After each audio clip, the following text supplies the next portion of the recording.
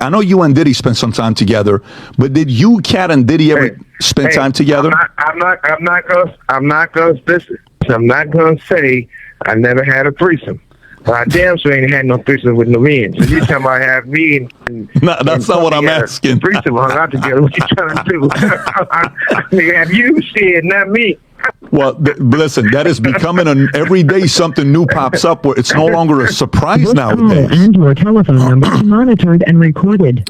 But I guess the question I'm asking is, did you, Cat, and Diddy and Cat ever hang out where, and the reason why I'm asking this, where you actually personally witnessed some of the accusations that Diddy is having, saying the fact that he had cameras in the room?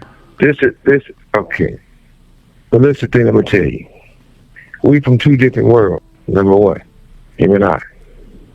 Number two, I'm the guy they didn't want to invite to those parties. And I'm glad of it. I've never been happy to be left out of my life.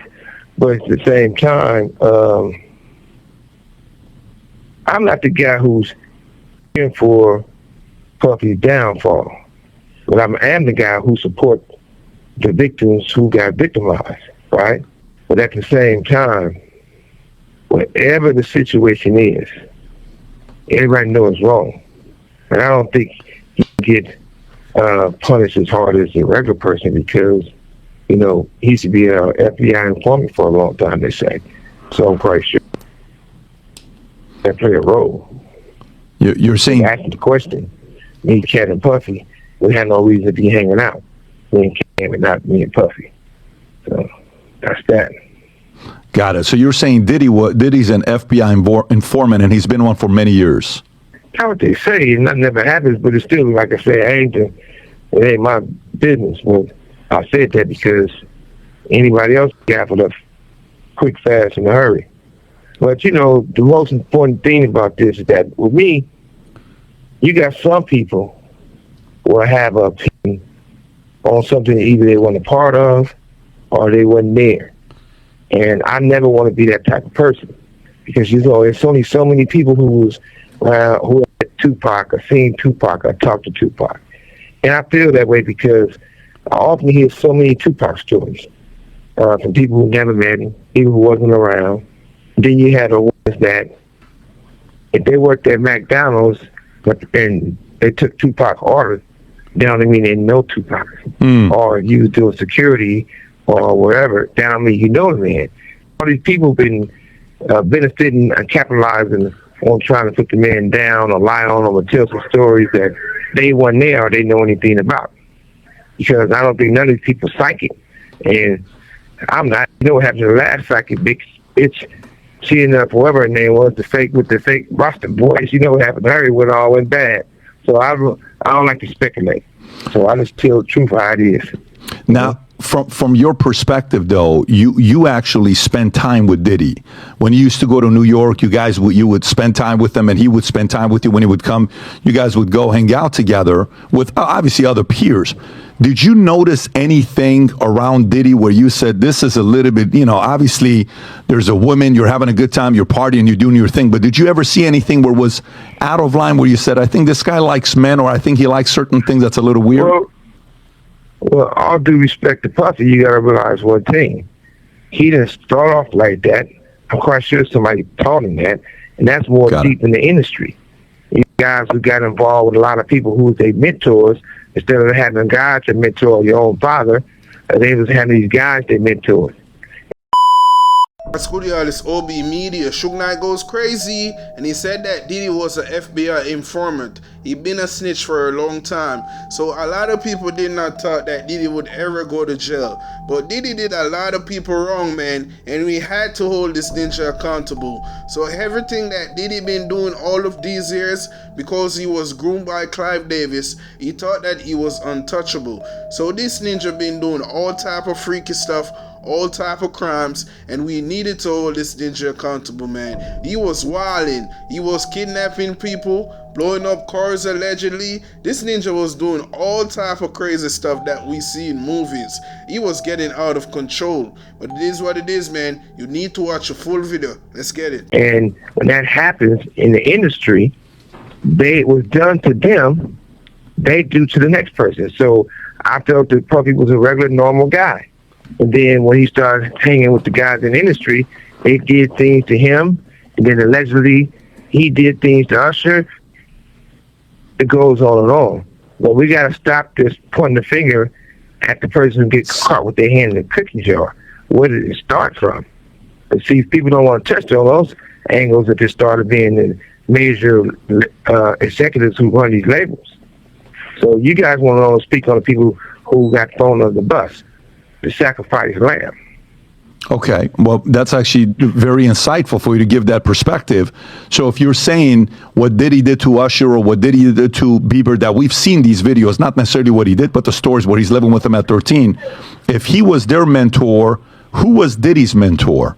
We know some of the big names. I'm just curious if you have any names. You don't seem like somebody... well, for number one was Clyde Davis. And you got to understand one thing. If Death Row, when I started Death Row, you got to remember one thing. I didn't have no co-founder, nobody else. So I started that company on my own and grabbed Dr. Dre. At the end of the day, it was like this. When you have, say, Universal is one big company. Doug Morris is the man at the time. Jimmy Iovine's in. If Doug Morris give Tuffy a deal worth a whole lot of money, and the album didn't recoup, in other words, basically like flop didn't recoup, they're not going to give you no new money if they don't recoup the old money. But Puffy was able to go to the same umbrella and go to Jimmy and get just much even bigger check that Doug gave him, even though it have not recouped. Only certain people can get these type of favors. Now, in my situation, I didn't do anything to lose my company. I didn't do anything illegal to get my company taken away from me. They was able to commit fraud for my company, but it ends up to the hands of people who want to buy my company for $500 million, $700 million. I kept saying no, and then turn around, they can get block everybody and end up getting it for what, 20 or 30 million, which is crazy. If you add all that type of stuff up, and you'll see how the industry been built on the secret rooms. The people who don't participate in the secret room is the people who later on get burnt. The people who participate in those rooms, they continue to grow. Even when they get caught, they're not really caught, because obviously Puffy knew they was coming to raid. The security wasn't there. He used to have like 4-6 Muslim guys doing security. They wasn't there. A lot of people wasn't there. How do people know all these things? It wasn't just a coincidence, you know? So it's easy to point the finger, but let's look at the whole thing, talk about somewhere you're going to educate everybody to help everybody. We were talking about Clive Davis and some of these music executives that taught maybe somebody like a Diddy and others. Is Diddy at a level of being untouchable where he's protected, or is Diddy a target that they'll eventually put all the blame on him and make sure they get away with it free? I mean, he's definitely going to be the black in the bag. Because you gotta realize one thing: that boy life is dangerous. His life doesn't. He just not dangerous with the shit they said he was doing, but he's in danger. He know too much. One thing you gotta realize is he probably having a conversation right now with the higher ups and everybody else to figure out how it's gonna work itself out, because he know all the secrets. And if he get to running his mouth, it could be a bad look. I look at it like the most important thing is the industry need to be built over. You have all these executives because somebody was their father, their grandfather, or all these type of stuff, and they don't give people an opportunity to grow and learn. I know when I first started in this business, it wasn't a machine. I had to be the machine. I had to figure out how to get my songs on the radio, because at that time they was getting 5%, and they got 10%. They was popping champagne bottles. I went from 95% of the songs you hear on the radio was my songs into 97%. So you had to really do all this thing and really do the work. And once the work was known that it could be done, and I was generating the type of money for the people I was involved. This call and your telephone number will be monitored and recorded. They wanted to be hip hop because the difference was that Michael Jackson was spending, say, 75 million, 50 million before he sell one record. They give him 75 to 50 million dollars advance. He might spend $50 million, or he might spend $100 million to make his album, and $5 million on video. I was spending $50,000 to make an album. I was spending $50,000 on the video. I was spending $150,000 to promote it. So, and if I sell 3 million records, and Michael Jackson said 3 million records, or if he sells 10 million records, I'm gonna make more money. That's right. Off my projects than his projects because I'm spending less money. Right. Because I was the machine. So once they realized I was the machine and they can have a machine like that, the majors wanted what I started, they wanted my artists. But when they took my artists and they got control of the industry, everything went from $50,000 to make an album to $5 million to make an album. Until these guys having all these dancers and all this extra shit, all the surgeries and all the extra shit, right? So in the end, they blew hip hop out the water so much that they were going to start cheating for everybody to eat. So you had an artist, and the only thing they had to do with the machine is show up. Show up for the interview. Show up for the photo session. Show up for the studio. Show up for the video. Now that's being taken away because all these people been using all these artists. And at the end of the day, the artists end up broke. Or now you have different Spotify stuff or Apple or different ones, right? The strings. Who is making the count or policing the strings? So how you know they're not saying, I got 5 strings and you got 1? Right. Or however it may be. Nobody have no way of knowing that. So now the artist can't have that machine to be certified cash anymore for it's making money. So they all going crazy. So now everybody telling on everybody. Everybody drinking more. Everybody doing more powder. Everybody doing those little sick little moves of the guys waking up with their butt sore. That type of shit. Or the girls waking up and they don't know where it's at. So everybody's stressed out because the machine is over. So now they just need to rebuild and put decent people in the industry. Have the machine back. Go ahead. Yeah, I mean, obviously, with what you're saying, it's very important because you had a business model that is costing them money. You're spending less money, you're making more profit, you're making them look bad, and they're supposed to be the executives, the professionals, and you're the amateur building up a company on your own without a background. You didn't go to school to learn how to be an executive, and you're building a business doing $750 million. Here's a question for you. In the financial industry, you'll hear many times they'll say, these companies are part of the too big to fail. For example, we can't let AIG go out of business. We can't let Bank of America go out of business. We can't let these guys go out of business. Is Biggie part of the too big to fail, or are there people way above Diddy that are part of the too big to fail that they'll always be protected, specifically when you say higher ups?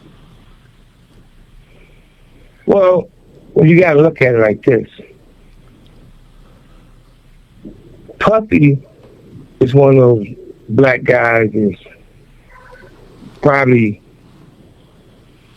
more fear of white America in black America. We feel in black America, he passed all that. They can't get to him. In white America, you got to show them some respect. Are they going to spank him on the ass?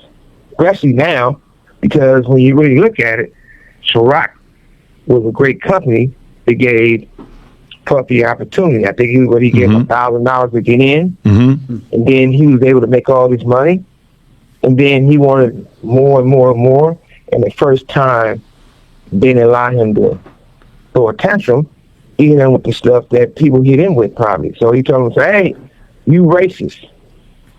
You motherfucking racist. They say, yeah. I often say that I was raised in Compton, but I was made in Vegas at UNLV. UNLV taught me the opportunity to be around people that was business mind, that was loyal, that was happy. And that's where my lessons came from. So I understand business better than most people. That's why I ain't never been in no damn videos. So at the end of the day, when Puffy went at the alcohol business, I used to play football with John Kennedy Jr. almost every weekend. One of the best guys I ever met and hung out with. We used to play football. But that being said, he come from a bootlegger family. Most of the big guys come from a bootlegger family.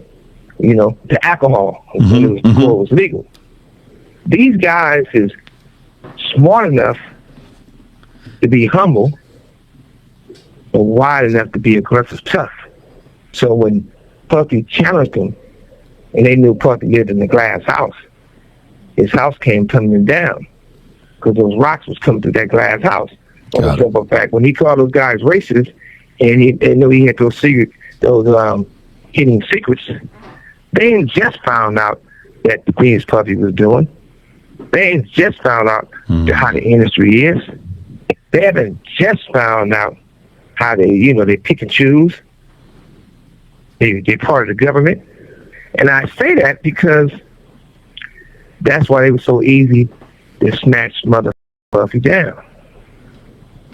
And all the people that Puffy, they can't say nothing because they're part of it too. If they go after Puffy, and rumor has it Jaguar, right, all these other names of Leroy, Little Roy, all these guys, Little Rod, there's cameras in every single room, and he's recorded, and now he's got all these footage. Think about if he's got footage of all this talent where these too big to fail companies that are relying on these talent to keep producing. What happens if Diddy threatens them and says, if you do anything to me and I release this to the world, you're going to lose billions of dollars? No. You guys being fooled.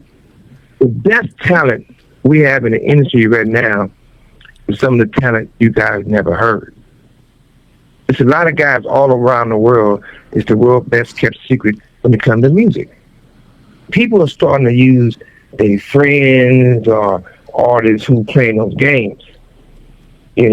Basically, they on the level because they did everything that these people wanted them to do. They sold. And we all joke about it, but they always had a conversation about it, and I always say the same thing. I always say, well, you had Illuminati, and then they have the Masons. The Masons believe in God. Illuminati believe in the devil. And Illuminati's in Germany, Russia, whatever, they believe on men. They don't mean they part of the gay community. They mean they just overpower each other. And it might sound crazy, but at the end of the day, that's why there's no great talent. There's a lot of great talent out there, but some of the best talent is not having the opportunity to get in the door. Because the people with the secret society is messing around with each other and messing with people's heads. Hold up, man. This interview is crazy, man. Suge Knight goes in on Diddy. He said that Diddy buy the hands that feed him. When Diddy go against that liquor company and he challenged them and said that they're racist, that is where everything go wrong. And Diddy won that civil suit.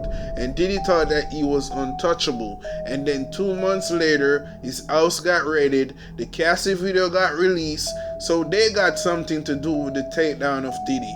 Diddy tried to go against more than one billionaire. And that is where Diddy make a big mistake. You should have never did that shit. These people help you to be a billionaire, man. You make a lot of money from Ciroc. So Diddy was wrong for what he was doing. And a lot of people know what was going on. That's why a lot of people don't got nothing to say.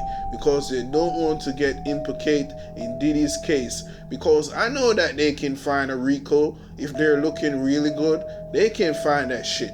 Because Diddy been doing all type of stuff for a long time, man. They were trying to run Diddy broke. they was trying to take Diddy's enterprise and all of the money that he got.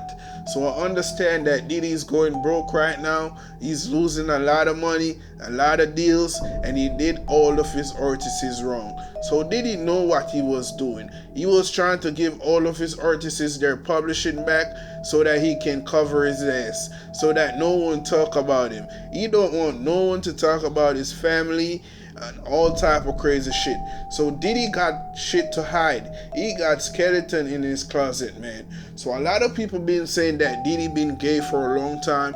Most of these black billionaires be doing a lot of gay shit, man, and man activities. So I understand that they're freaky, because Diddy is the number one freak, man. This guy was getting guys to bang his chick, flying in dudes, and then he be directing that shit like it's a music video. So you can see that Diddy got a fetish. He like to be cuckold. He like those type of activities, man. So this ninja got to be gay. Something is definitely wrong. But most of these ninjas are closet homosexuals that don't want to come out of the closet. So all of the shit that is going on with Diddy, everyone got to really realize the gay that Diddy really is, and he's a demon, and he be doing all type of crazy stuff, and we needed to hold him accountable. We just had to do that shit. The black community not supporting Diddy no more. A lot of people are not supporting Diddy. That's why a lot of Diddy's friends are saying that they don't associate with Sean Combs. So I understand why. Because they're trying to protect their image and their reputation. Because Diddy don't got no legacy no more, man. A lot of people is not going to do business with Sean Combs. A lot of people is not going to go to his parties. A lot of people is going to cut all connection. Because this type of shit will make you lose your whole empire. You don't want to be mixed up in this type of heinous shit that Diddy been mixed up in. But this shit is just crazy, man. But it is what it is. Like, share, subscribe. It's OB Media. Have a blessed day. Diddy is not a freak, okay? The people who worked with Diddy were not freaks. They were not having a freak off. These people were monsters, vile predators doing something that should be unspeakable, unthinkable. You don't get charges for racketeering, assault, trafficking, just because you're a little freaky, just because you like to do adult things in an adult way. You get those charges because you're doing something heinous. In his 14-page indictment, people are caught up on how much baby oil was confiscated from his property. What people aren't talking about was the amount of IV drips that were confiscated from the property, because he was assaulting these people, these women, to the point of dehydration. He was drugging and assaulting them to the point of medical dehydration. That's not freaky. That's evil. That is violent. That is so degrading and debasing to other human beings. And it wasn't just him. He couldn't pull this off by himself. Do you know how many people had to be in on this for it to go on for as long as it has? Do you get that? Do we understand that? We talk about it all the time when these powerful men come down, their enterprises come down, that it's something they can't do alone. They're not doing this by themselves. Hear the jokes and the memes now, talking about the baby oil, ha ha ha, no Diddy, none of that. Put a pin in it. Because what happened here is disgusting. It is vile. It is violent. And we need to start treating these actions and these men as such, instead of always trying to make them into a... I'm just here to say, I just watched the Diddy documentary, and if 10% of what I just heard is true, lock him up for life. Like, y'all so caught up in the semantics and the details, like, I don't know. This doesn't really make sense to me. If 10% of what I heard in those 4 episodes is true, that man needs to be put under the jail. All of y'all are weird. You think all of these people are making this shit up? You think people want that kind of attention that bad? This isn't positive attention. These people are reliving their fucking trauma. What do you mean? Like, if he did a quarter of that shit, he made Biggie pay for his own funeral? And then was dancing every step you take. Y'all, freak offs with your son? We're just skirting past the story where he's recording a song with Bieber and then he somebody in the bathroom. And we saw the bloody bathroom in the doc. Y'all, I don't know what we got to do to band together. He cannot come up out of jail. Guilty of all of it. And what about the BBL baddies that was walking out the courtroom with the sons? Y'all, please, you're understaffed.